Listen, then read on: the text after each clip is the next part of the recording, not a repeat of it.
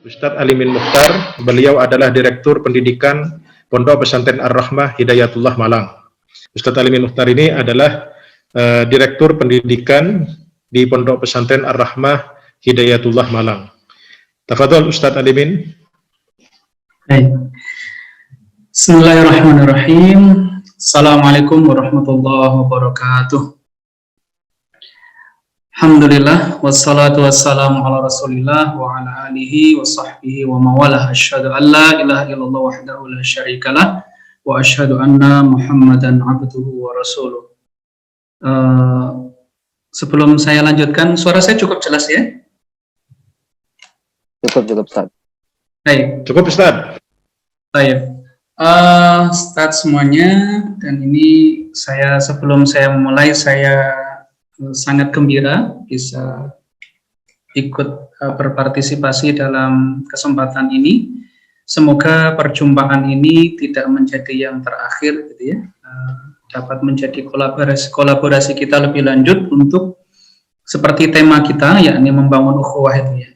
Nah, Ustaz semuanya dan juga para hadirin, ada satu pernyataan yang pernah dinyatakan oleh guru kami terkait dengan ukhuwah ini. Beliau mengatakan begini, dalam ukhuwah itu ketika terdapat perbedaan pandangan, maka kuncinya hanya dua.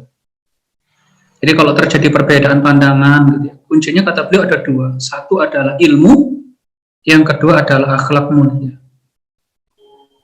Masalahnya, ya, ketika kemudian terjadi perbedaan pandangan, dua hal ini sering hilang, gitu ya. Orang yang berbeda pandangan itu ternyata nggak punya ilmu, rupami dewe, gitu ya, tanpa dasar. Terus yang kedua, nggak ada akhlaknya, gitu ya. Yang timbul adalah caci maki, yang timbul adalah mendiskreditkan orang, yang timbul adalah hal-hal yang sebenarnya sangat jauh dari akhlak Islam itu sendiri.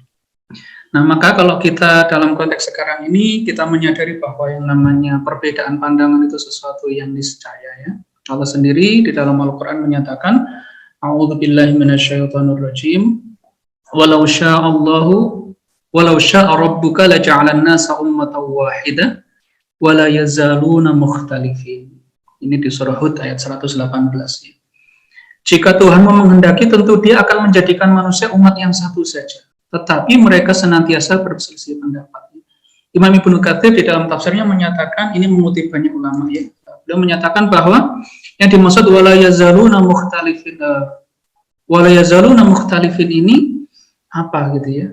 Jadi orang-orang manusia itu sebenarnya udah semacam apa ya, built-in kali gitu ya. Udah seperti jadi udah dari sononya gitu ya, kita ini pasti akan beda-beda gitu ya.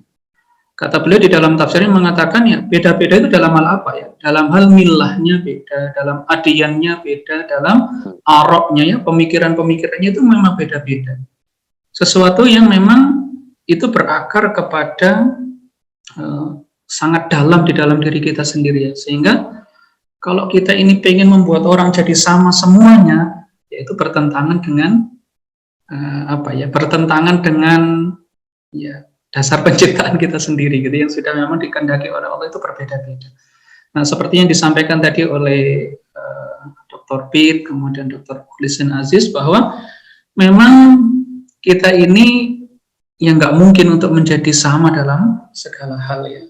Perbedaan itu sesuatu yang niscaya. Yang jadi persoalan adalah bagaimana kita bisa menyikapi perbedaan itu dengan tepat gitu ya, sehingga tidak menjadikan umat kita ini, kaum muslimin, malah jadi pecah-pecah, menjadi terbelah, menjadi centang perenang gitu ya, hancur berantakan.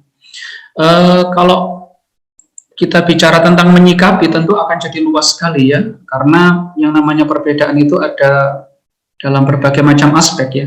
Saya mau bawa misalnya kepada satu konteks yang agak lebih spesifik gitu ya, katakanlah dalam konteks yang paling banyak terjadi perbedaan yang sering muncul di masyarakat, misalnya kan masalah fikih ya, perbedaan dalam hal yang sifatnya itu fiqhiyah atau hal-hal yang furu' ya, hal-hal yang buruk yang sering muncul di dalam masyarakat kita, yang itu mulai, terutama kaum awam biasanya dia bikin rame gitu ya, yang tadi ilmunya kurang terus akhlaknya nggak ada. Nah, gimana kita menyikapi gitu ya, menyikapi kalau timbul perbedaan-perbedaan ini? Para ulama menggariskan, pertama hal yang harus diingat itu adalah bahwa perbedaan-perbedaan seperti itu, kalau kita ingin mengingkari itu artinya mencela atau mengkritik gitu, atau menganggap itu sebagai keburukan ya. Al-ingkar itu hanya boleh kepada hal yang memang disepakati oleh para ulama. Tidak boleh kita tuh mencela, mengingkari, menganggap itu buruk terhadap hal-hal yang sifatnya itu adalah mukhtalaf. Ya. Nah, jadi misalnya contohnya begini, orang itu jelas disepakati oleh para ulama kalau dia meninggalkan sholat. Ini mukhtalaf? Enggak ada orang yang mengatakan bahwa meninggalkan sholat itu, wah ini hukumnya itu masih diperselisihkan para ulama. Enggak, gitu ya. Meninggalkan sholat itu hukumnya adalah jelas sebagai sesuatu yang dosa besar ya kalau tidak ada namanya udhur. Tapi masalah kunut, nah masalah kunut ini mukhtalaf, gitu ya. Maka yang boleh dicela itu kalau orang itu meninggalkan sholat. Tapi kalau nggak kunut, ini nggak boleh dicela. Kenapa? Karena tadi ya, masalah kunut itu masalah yang mukhtalaf, ya, diperselisihkan hukumnya oleh para ulama. Tapi kalau nggak sholat, udah jelas ini ya. Masalah khomer itu udah jelas ya. Masalah khomer itu sesuatu yang muttafaq lah gitu ya, di dalam ayat Al-Quran sudah jelas itu sharih ya. Khamru wal maisir itu adalah termasuk rijsun ya. Tapi ada hal-hal yang di dalam hal ini kita tidak boleh terlalu keras. Misalnya itu kalau sekarang itu kan ya, dalam konteks sekarang misalnya rokok gitu. Rokok ini kan ya sebagian mengatakan ini makruh gitu ya. Ada yang mengatakan haram. Karena memang di dalam hal ini akhirnya kemudian kalau ada yang memilih salah satu karena termasuk salah satu hal yang masih mukhtalaf, ya kita nggak boleh melakukan yang namanya ingkar. Gitu ya. Nah, Sufyan Ats-Tsauri rahimahullah pernah mengatakan bahwa di dalam Hilyatul Auliya ya, beliau dikutip gitu ya, beliau mengatakan kurang lebih maknanya begini ya, jika engkau melihat seseorang melakukan perbuatan yang masih diperselisihkan status hukumnya, ya, maka sementara engkau punya pendapat yang lain ya, sementara kita ini punya pendapat yang berbeda dengan orang itu, maka janganlah kamu melarangnya. Kita nggak boleh melarang seseorang melakukan sesuatu yang itu mukhtalaf, tidak sesuatu yang muttafaq, dengan semata-mata berdasarkan pada pandangan yang kita pilih gitu ya. Jadi kalau dalam pandangan itu misalnya ada 3 atau 2 pandangan, kemudian kita pilih salah satu, itu artinya kita nggak boleh memaksa orang lain untuk kemudian ikut kepada kita. Karena di situ terdapat kemungkinan yang lain itu juga adalah benar. Sikap selanjutnya juga kita harus ingat dalam ketika terjadi perbedaan pandangan itu adalah kembalikan kepada ahlinya, gitu ya. Jadi kalau di dalam Al-Quran kan mengatakan, Allah Subhanahu wa Ta'ala menyatakan fas'alu ahlal dzikri in kuntum la ta'lamun.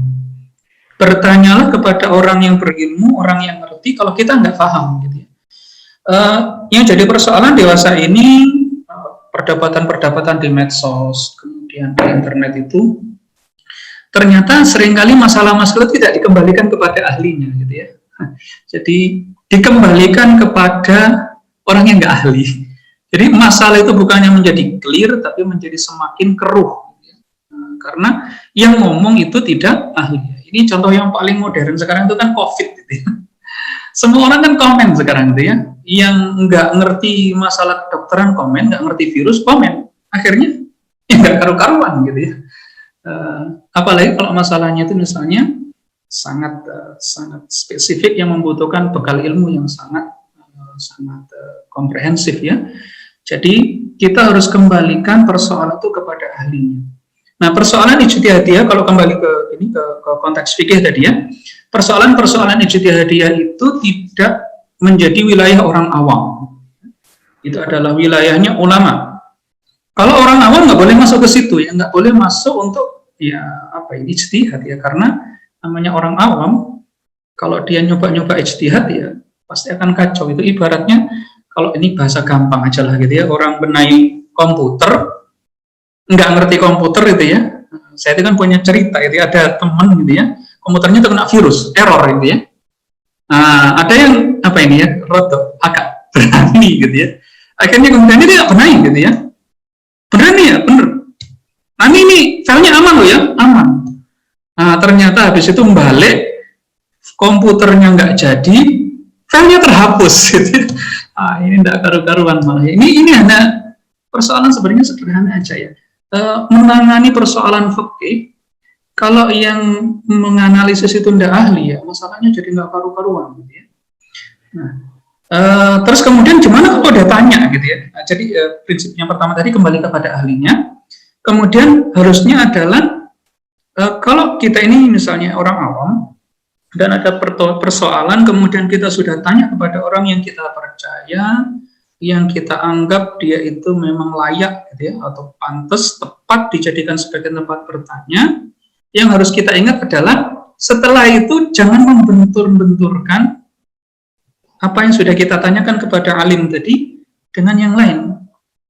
Ini malah jadinya kita sibuk untuk mendengar perdebatan, jadinya malah nggak beramal gitu ya. Jadi jangan nanti katakanlah misalnya begini ya, kalau dalam fikih itu kan faknya begini ya. Contoh sholat, kalau saya sholat itu ketika kita mau sujud turun lutut dulu atau tangan dulu. Kita tanya kepada Ustadz Fulan. Ustadz Fulan menjawab, oh lutut dulu. Sebenarnya kalau kita sudah menganggap itu orang yang kita tanya kita patut kita percaya, udah amalin aja, gitu ya. Tapi yang jadi masalah kadang orang itu nggak di situ ya. Dia masih tanya kepada ustadz yang lain, gitu ya. Terus gimana ustadz? Ternyata jawabannya ustadz yang kedua ini beda. Tangan dulu, wah iki, gitu ya. Jadi akhirnya terus yang benar yang mana ini? Dia tanya kepada ustadz ketiga. Ternyata ustadz yang ketiga, dua-duanya boleh lah, ini bingung gitu ya. Jadi bukannya dia ini ketika dia bertanya bukannya mendapatkan pencerahan, padahal dia ini hanya orang awam saja. Akibat dia ini malah sibuk memilih-milih pandangan, tanya ke sana kemari yang sebenarnya malah membingungkan, dia malah nggak jadi beramal. Gitu ya. Sebenarnya dalam masalah yang khilafiyah begini, kalau dia sudah tahu kepada satu pandangan, dan pandangan itu adalah memang punya dasar di dalam mazhab, ada dalilnya, ada metodologi yang digunakan dan sahih, sudah cukup bagi orang awam itu, cukup tahu satu aja udah cukup. Gitu. Kalau orang awam, ya nggak perlu dia harus tahu semuanya. Tugas untuk tahu semuanya itu sebenarnya tugas ulama, gitu ya, menganalisis. Jadi kalau orang awam tahu satu aja udah diamalin, udah selesai, gitu ya. Nah konteksnya di Indonesia kadang-kadang itu akibat sekarang itu yang namanya di YouTube itu kan banyak yang video dipotong-potong ya, 3 menit, 4 menit itu ya.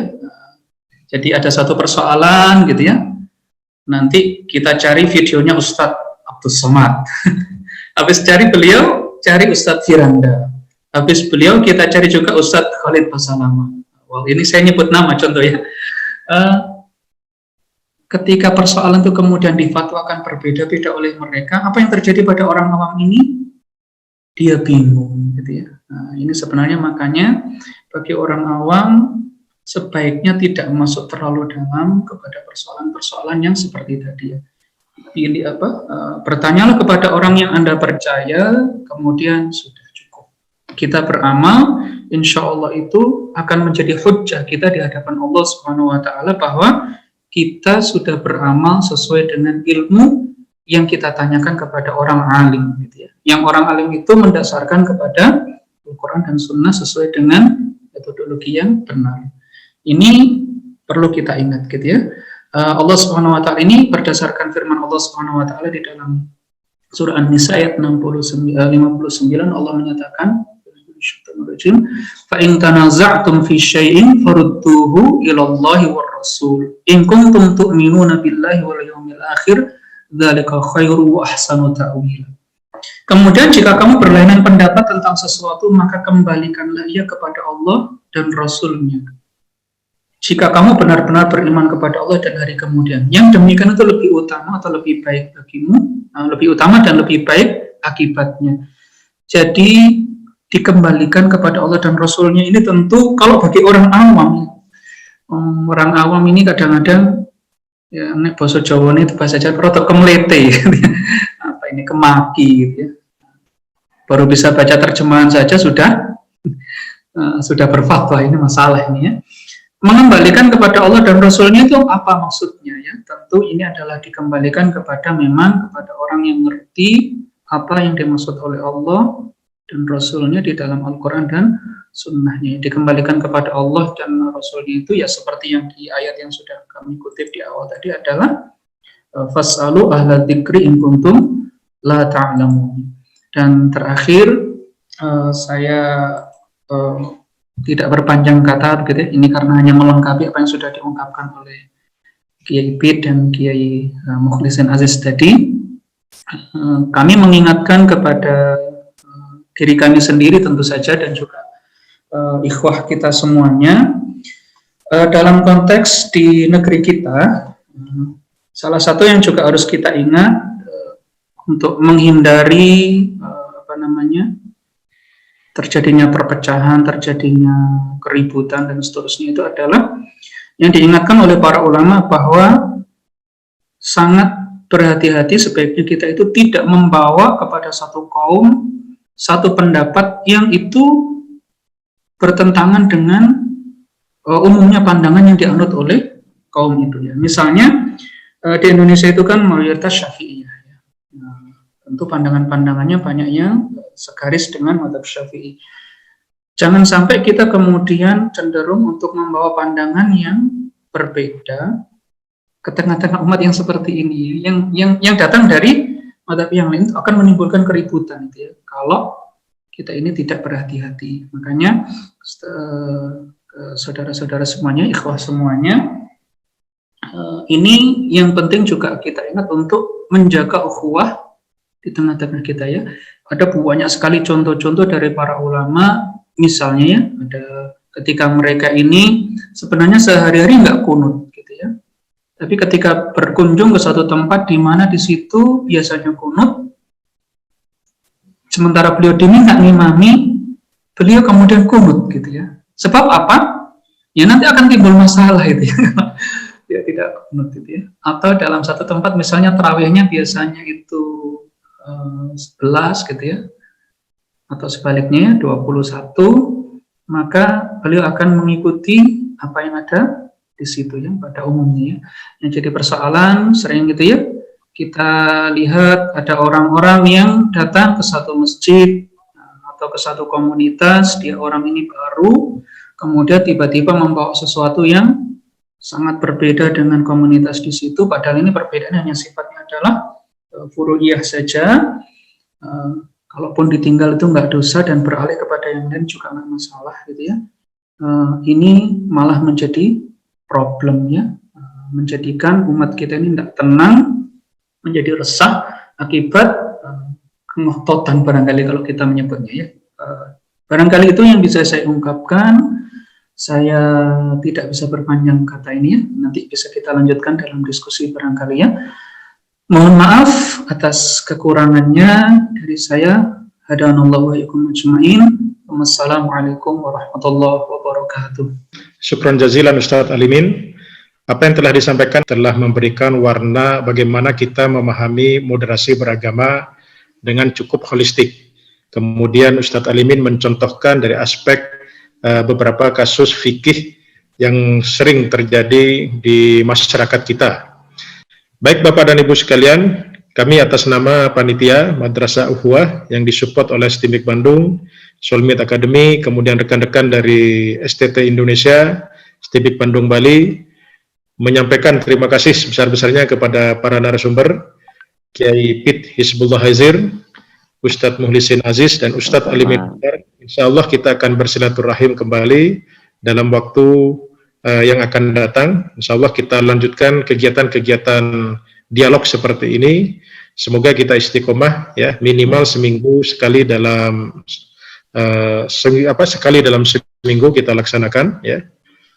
Selanjutnya kepada para audiens untuk join dalam grup baik yang di WA maupun Telegram dalam kajian ukhuwah. Insya Allah kami akan share beberapa informasi terkait dengan kegiatan webinar yang kami selenggarakan. Yang kedua terkait dengan materi-materi yang tentunya sangat berharga untuk menambah wawasan keilmuan kita. Saya atas nama panitia menyampaikan terima kasih sekali lagi. Yang kedua, permohonan maaf sebesar-besarnya jika dalam acara ini ada perkataan ya atau ada prosedur yang kiranya kurang berkenan pada saudara-saudara sekalian. Wassalamualaikum warahmatullahi wabarakatuh. Waalaikumsalam warahmatullahi wabarakatuh.